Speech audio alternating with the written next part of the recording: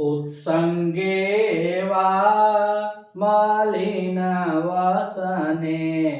सौम्य निक्षिप्य वीणाम् मन्दोग्रात्रां विरचितपदं ज्ञेयमुदातु कामा तन्त्रीमात्रा नयनसलिलै सारयित्वा कथचिद भूयो भूय स्वमपि कृतां भूयो भूय स्वमपि कृतां मूर्छना विस्मरन्ति मूर्छना विस्मरन्ति। अब यक्ष फिर से अपनी अक्षरी के विरह का वर्णन करते हुए कह रहा है कि अब पीछे के श्लोक से हम लोग जोड़ेंगे। अभी श्लोक नंबर 25 में इसमें बता रहा था कि आलोके ते तुम्हारे आलोक मतलब दृष्टि में निपतति पूरा। मानो हम लेंगे क्या कि आलोके ते निपतति पूरा, अर्थात कहा कि हे में तुम्हारी आलोक मने दृष्टि में पूरा मने शीघ्र ही निपतति मने पड़ेगी।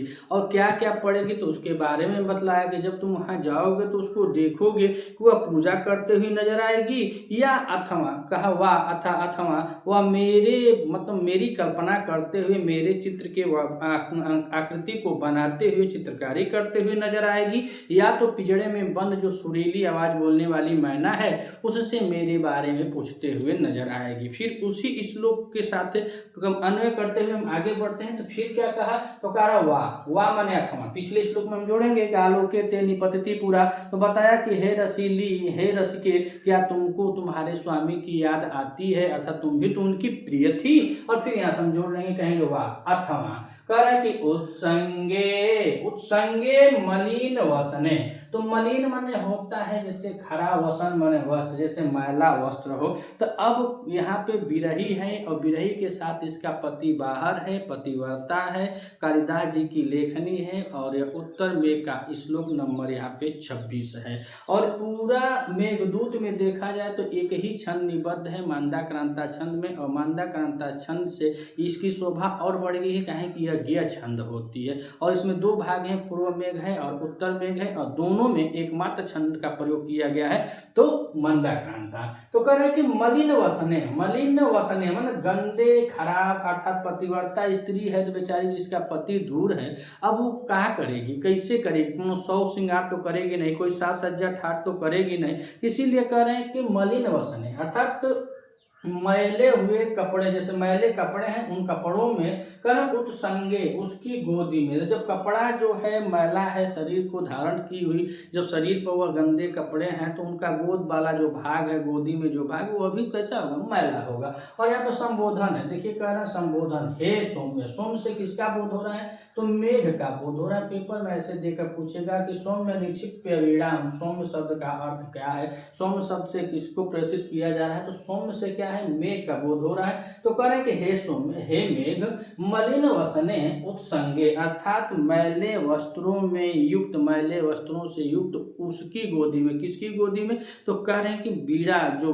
गोदी है किसकी है, यह छड़ी की। तो यह छड़ी अपनी गोदी में क्या की है तो कह रहे हैं निक्षिप्य बीड़ाम, अर्थात वह अपनी बीड़ा को गोदी में रखी है। इससे यहाँ पे तो नि उपसर्ग हो जाएगा और धातु की बात करें तो छिप धातु हो जाएगा। कौन सी धातु हो जाएगी, छिप धातु हो जाएगा। और छिप धातु के साथ देखा यहाँ पे लेप प्रत्यय लगेगा तो यहाँ पे शब्द बना है निक्षिप्य। ऐसे छिप माने होता है फेंकना, तो फेंकेगी क्या, तो अपनी बीड़ा को अपनी गोदी में रखेगी। तो पहली लाइन में बताया कि हे सौम्य, यहाँ पे जोड़ेंगे पिछले श्लोक से तो वाह माने अथवा हे सौम्य मलिन वसने, अर्थात गंदे मैले वस्त्रों में उस संगे माने अपनी गोद में निक्षिप्त बीड़ा, अपनी बीड़ा को रखती है। बीड़ा जो है वह पहले आप लोग, हम लोग तो सब फोटो में ही देखे हैं, जो माता सरस्वती के फोटो में आता है। और बीड़ा का जो नीचे का भाग होता है वह गोदी में होता है, ऊपर तार होता है और ऐसे ऐसे बजाया जाता है। अब आधुनिक जमाने में तो माई गिटार उटार बन गया है, तो गिटार मतलब समझो कि उसका लइका फैका नाती होगा, लेकिन मेन जो है वह बीड़ा ही होती है। तो बीड़ा के बारे में बता रहा है कि सब जो उसके वस्त्र हैं वह मैले कुचले वस्त्र हैं, और मैले कुचले वस्त्रों में वह बीड़ा अपनी गोदी में रखी है। और जब गोदी में रखी है तो बाबू अगवा क्या करती है, तो कह रहे हैं कि मंद्रोत्रांक विरचित पदम गेयमुदा तु कामा।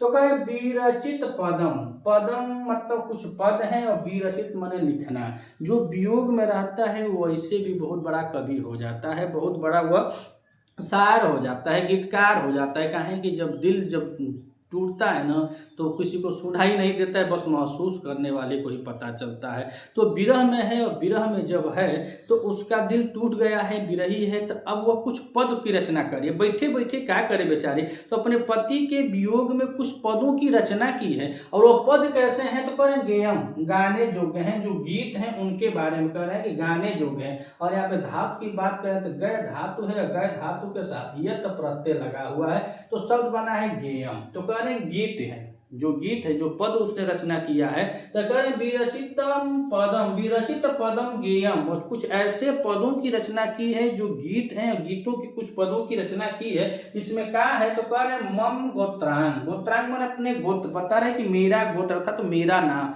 उस पद में मेरा नाम आता है। और जब मेरा नाम आता है ऐसे पदों की उसने रचना की है। और वह पद कैसे हैं, तो गाने जोग है, गेयम है, गीत है, गाने जोग है। और उस गीत को कह रहे कि उदात कामा, उदात माने उच्च स्वर में, उच्च स्वर में गाने की इच्छा करती है। जब जब गीत, तो हमेशा अपने मर्दे का गीत तो गईबे नहीं करेगी, मतलब कुछ ऐसे गीत हैं जिसमें वह अपने पति का नाम उसमें अंकित की है। तो कह रहे मम गोत्रांग, अर्थात मेरा नाम, मेरा गोत्र इत्यादि उससे जुड़ा हुआ है। और जब बहुत याद आती है तो बेचारी गाना शुरू करती है। और जब विरह में हो तो बहुत चिल्ला कर गाएगी। वैसे भी विरही आदमी जो होते हैं बेचारे एकदम चिल्ला उल्ला के एकदम फफया उफिया जाते हैं। तो वही बता रहा है कि विरचितम पदम गेयम, कुछ ऐसे पदों की रचना की है जिसमें मम गोत्रांग, मेरा नाम है। और उस गीत को जब क्या करते, उदात्त कामा, कामा माने इच्छा, इच्छा क्या करती है, इच्छा होती है। किसकी इच्छा होती है, उच्च स्वर से गाने की, यानी जोर से जब गाना शुरू करते कि आज खूब जोर से गाए, पहुना का नाम हवे। वियोग में जब जुट जाती है तो वियोग में वो उच्च स्वर में गाने की इच्छा करती है। और जब गाने की इच्छा करती है तब क्या कह रहा है तीसरी लाइन में कि तंत्रिम आद्रा नयना सालीले। तो तंत्री मतलब तार है, तार वादन होता है ना, गिटार हो चाहे बीड़ा हो उसमें तार लगे होते हैं ना, तो उस तार को हिलाया जाता है, उस तार को ही बजाया जाता है। तो उस तार वादन को कह रहे हैं कि जो तंत्रिम है, जो उसके तार है ना, वह क्या हो रहे हैं, आद्र माने गीले हो जा रहे हैं। जो जब सोचती है इतनी जोर से गाने की इच्छा करती है तो उसके पहले क्या हो जाता है, तंत्रिम आद्रा, अर्थात उसके जो तार हैं, बीड़ा के जो तार हैं वो गीले हो जाते हैं। और किसी ने पूछा कैसे गीले हो जाते हैं, तो आगे बताया कि नयन सलिलम, नयन माने आंख, सलिल माने पानी, अर्थात आंखों के आंसुओं से। अब देखिए आप पेच बनकर सोचिए, विरह के बारे में सोचिए कि बेचारी कितना विरह की अवस्था में विह्वल है। और अपनी पत्नी के बारे में बता रहा है कि कुछ ऐसी बातों को वह गाती है, बताती है और सोचती है जब मेरा नाम, तो उच्च स्वर में गाने की उसकी इच्छा होती है। और जब उच्च स्वर में गाने की इच्छा होती है तो उसके आंखों से आंसू अपने आप चलने लगते हैं। और जब आंखों से आंसू चलने लगते हैं तो होता क्या है, तंत्रिम आद्रामा, था उसमें जो तंत्र लगे हुए, जो तार लगे हुए हैं वह तार गीले हो जा रहे हैं। किससे हो रहे हैं, तो नयन सलिलम, नयन के अन्य आंसुओं के पानी से या आंसुओं से उसके तार जो हैं गीले हो जाते हैं। जब गीले तार हो जाते हैं तो वह बताया जाता है कि वहाँ पे वह तार जाता, स्वर जो होता है सा रे गा मा ऐसे होता है ना, तो जहाँ सा का आना तहाँ रा आता है, जहाँ रा का आना तहाँ गा आता है। इस तरह से वह गड़बड़ हो जाता है। अर्थात वो काहे गड़बड़ होता है, तो तंत्रिम आद्रा, उसके तार भीग जाने से उसमें क्या हो जाती है, फाल्ट आ जाता है, गलत होता है। तो उसके लिए कह रहा है कि सारित्वा, उसको पोंछती है, किसी प्रकार से क्या करती है, उसको पोंछती है। जो तार लगे हुए हैं उसको करें साफ करती है, उसको पोंछ करके कहचित, कहचित माने किसी प्रकार से वह क्या करती है, उसके नयन सलिलम तत्याद्रा, जो आद्र हो गए हैं, जो तार गीले हो गए हैं आंखों के पानी से या आंसुओं से, जो तार गीले हो गए हैं उसको किसी प्रकार से पोंछ देती है। जब पोंछ देती है तो कह रहे हैं कि एक ही बार ना पोंछती है, अब नीचे कहे कि भूयो भूय स्वमपि कृता मूर्छना विस्मरन्ति कह दिए। तो भूयो भूयो ने बार बार, एक बार ना, ये ना कि एक बार भीग गया तो छोड़ देना ना,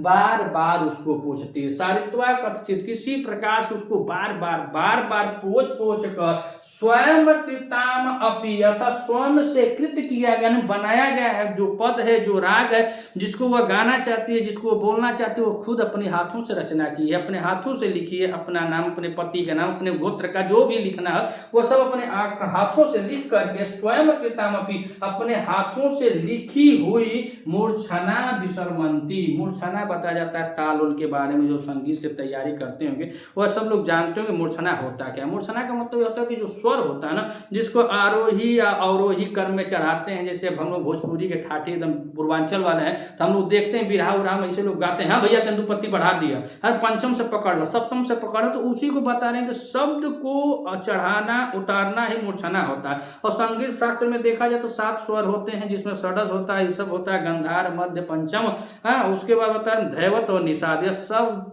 जो होते हैं यह मूर्छना कहलाते हैं, और सब 21 प्रकार के मूर्छना होते हैं। तो वही 21 प्रकार के मूर्छना को कह रहे हैं कि वह खुद बनाई है। देखिए यहाँ पे कह रहे हैं कि स्वयं कृतामपि, स्वयं लिखी है, रचना ही ना कि दूसरे का गाना दी गई, कोई दूसरा लिख कर दे दिया है तो उसको गा रहे ना, स्वयं लिखी है, स्वयं बनाई है। लेकिन जैसे हमारा नाम आता है ना तो वह अपने ताल लय राग को विसर्मंती, यानी को भूल जाती है। तो आइए एक बार और देख लेते हैं कि उत्संगे वा मालिना वसने, उपसंगे में उद उपसर्ग है, धातु की बात करें तो संच धातु है, संच धातु है, उसके बाद घय प्रत्यय लगा हुआ है, सप्तमी में लगा हुआ, सप्तमी विभक्ति है। तो उत्संगे वा मलिन वसने सौम्य निक्षिप्य विराम, तो कह रहा है कि हे सौम्य, हे मेघ, मलिन वसने, अर्थात तो वह जो वस्त्र पहनी है उसके बारे में कह रहे हैं। तो कौन पहनी है, तो इसमें तीसरा पर्सन आ जाएगा, तो इसमें समास देखें तो बहुब्रीहि हो जाएगा, काहे कि मलिन वस्त्र धारण कौन की है, यक्षिणी की है। तो कह रहे हैं कि हे सौम्य, मैले वस्त्रों को धारण किए हुए अपनी गोद में निक्षिप्य बीड़ा को रख करके, जो मैले वस्त्र को धारण की है, और जब धारण की है तो गोदी भी भाई उसी वस्त्र में है, तो बीड़ा को देखा जाए तो अक्सर लोग गोदिए में धके बल जाते हैं। तो कह रहा है कि मलिन वसने, यानी मैले वस्त्रों को धारण किए अपनी गोदी में निक्षिप्य बीड़ाम, अर्थात बीड़ा को रख करके मंत्रोद्गारम, ऐसा कह रहे मम उत्तरांक विरचितम पदम गेमो उदात्त कामा, कह रहे हैं कि विरचित, उसके द्वारा एक पद है, चाहे जो गीत है उसके द्वारा ही रचा गया है, और अपने रचे हुए पद, अपने रचे हुए गीत में क्या है, तो कह रहे मम गोत्रांक, अर्थात मेरा नाम है, मेरे नाम वाला, मेरे गोत्र वाला कोई गीत है, और उस गीत को कह रहे हैं कि उदात्त कामा, कामा माने इच्छा, उदात्त माने उच्च स्वर में गाने की इच्छा रखती है। काहे बता रहे हैं उच्च स्वर में काहे गाएंगी, क्योंकि यक्ष पत्नी जो है वह देववनी की है, और देववनी में लोग बताते हैं कि इसलिए वो कौन सा गीत गाएगी, तो गंधार ग्राम, जो संगीत से तैयारी करने भैया जानेंगे, लेकिन ये पुस्तक में जो लिखा है वही बता रहे हैं कि वह गंधार ग्राम में गाने की इच्छा रखती है। और गंधार ग्राम में जो होते हैं उसमें बता रहे हैं कि जबकि मनुष्य और षडज मध्यम ग्राम में गाते हैं, जब लोग षड मतलब छठवें और मध्यम ग्राम में गाते हैं, लेकिन वह क्या कर रही है, वह गंधार ग्राम में गा रहे हैं, कि देव योनिक है, इसीलिए बता रहे हैं। और इसमें बता रहे हैं कि स्वर के भेद, जो स्वर के भेद होते हैं उसे ग्राम कहते हैं, और यह ग्राम 3 प्रकार के होते हैं, षडज होते हैं, मध्यम होते हैं और गंधार होते हैं। यह गंधार स्वर में गाते हैं, मतलब बड़े उच्च स्वर में गाने की इच्छा रखती है। जब गाने की इच्छा रखती है तो होता क्या है, तो तंत्रीम आद्रह नयन सलिले, यानी जो उसके आंखों का पानी है, जब आंखों का पानी निकलता है तो होता क्या है, तो नयन सलिले में देखा जाए तो षष्ठी तत्पुरुष समास है। कौन सा है, षष्ठी तत्पुरुष समास है। तंत्रीम आद्रा, तंत्रीम माने जो तार है, लोहे के जो तार है वह क्या हो गए हैं, तो कह रहे हैं कि तंत्रीम आद्रा, अर्थात तो वह गीले पड़ गए हैं। किससे गीले हैं, तो नयन सलिले, आंसुओं से, आंखों के पानी से या आंसुओं से वह गीले पड़ गए हैं। और जब गीले पड़ गए हैं तो करती क्या है, तो कह रहे हैं कि कथचित सारित्वा, किसी प्रकार से उसको पोंछती हैं। और जब उसको बड़े ढंग से जब पोंछ देती हैं, जब पोंछ के साफ करती हैं, तो यह नहीं कि एक ही बार पोंछती हैं। जब उसका तार भीग जाता है तो उनका राग इधर उधर जाने लगता है, तो यह नहीं कि एक बार ही हुआ यछड़ी पोंछती है, उसको बार बार करें भूयो भूयो, यानी बार बार पोंछती है। और जब बार बार पोंछ देती है उसके बाद स्वयं अपि कृताम मूर्छना, अर्थात स्वयं बनाए हुए जो गीत हैं, जो राग हैं, उसके उतार चढ़ाव, मूर्छना माने गाना जो होता है, उस गाना के उतार चढ़ाव जो गीत है उसके आरोही अवरोही क्रम को क्या करती हैं, विसमंती, भूल जाती है। विसमंती में देखा जाए तो बी उपसर्ग पूर्वक यहाँ पे धातु की बात करें तो अस्मृति धातु है, और उसके बाद सत्र प्रत्यय के साथ गी प्रत्यय लगा हुआ है, और प्रथमा एक वचन की क्रिया लगी हुई है। कौन सी है? प्रथमा एक वचन की क्रिया लगी हुई है। तो कह रहे हैं कि स्वयं अपि कृताम, जिसने मतलब स्वयं से बनाए हुए जो राग हैं, जो ताल हैं, उसको क्या कर दे, विसर्मंती, अर्थात उसको भूल जाती है, गा नहीं पाती। इतना ही वो कह रहा है कि इतना वियोग है उसके अंदर कि जैसे वो मेरा नाम लेकर के गाना आना शुरू करती है तब तक उसकी आंखों से आंसू अपने आप चलने लगते हैं, तार भीग जाता है, और तार भीग जाता है तो गाना संभव होता नहीं है, तो उसको बार बार पोंछती है, लगाती है, फिर जैसे उस गाने में हमारा नाम आ गया तो फिर उसके आंसू, आंखों से आंसू आते हैं, फिर वो तार भीगता है, फिर पोंछती है, फिर भीगता है, फिर पोंछती है, और इसी चक्कर में बेचारी क्या करती है, तो अपना गीत जो उसका है उसको शुद्ध रूप से जो गाना है उसको वो भूल जाती है। यही इसमें बता रहा है। सारित्वा में देखें तो यहाँ भी श्री धातु है, और श्री धातु के साथ ऋच प्रत्यय है, ऋच प्रत्यय के साथ इसमें कत्वा प्रत्यय लगा हुआ है, शब्द बना है सारित्वा। और उदातु, मतलब उदातु मन उच्च स्वर से गाने के लिए, तो यहाँ पे उद है, और उद के साथ यहाँ पे गय धातु है, गय धातु के साथ तुमुन प्रत्यय लगा हुआ है, शब्द बना है उदातु। अर्थात वो बता रहे हैं कि यहाँ पे वो कुछ भी करना चाहती है, लेकिन अपने द्वारा बनाए गए गाने में जब जब मेरा नाम आता है तब तक वह सब भूल जाती है, और उसके आंखों से पानी यानी आंखों से आंसू स्वयं चलने लगते हैं। अगर आप इस चैनल पर नए हैं तो चैनल को सब्सक्राइब कीजिएगा। अगर टीजीटी की तैयारी आप कर सकते हैं तो आप हमारे साथ जुड़ सकते हैं। आपके टीजीटी में जरूर हर ग्रंथ से एक एक श्लोकों का इसी तरह अभ्यास वीडियो हम आप तक पहुंचाते रहेंगे। बहुत सरल, बहुत आसान भाषा में आप तक यह वीडियो पहुंचाते रहेंगे। मिलते हैं अगले वीडियो में, तब तक के लिए नमः संस्कृत।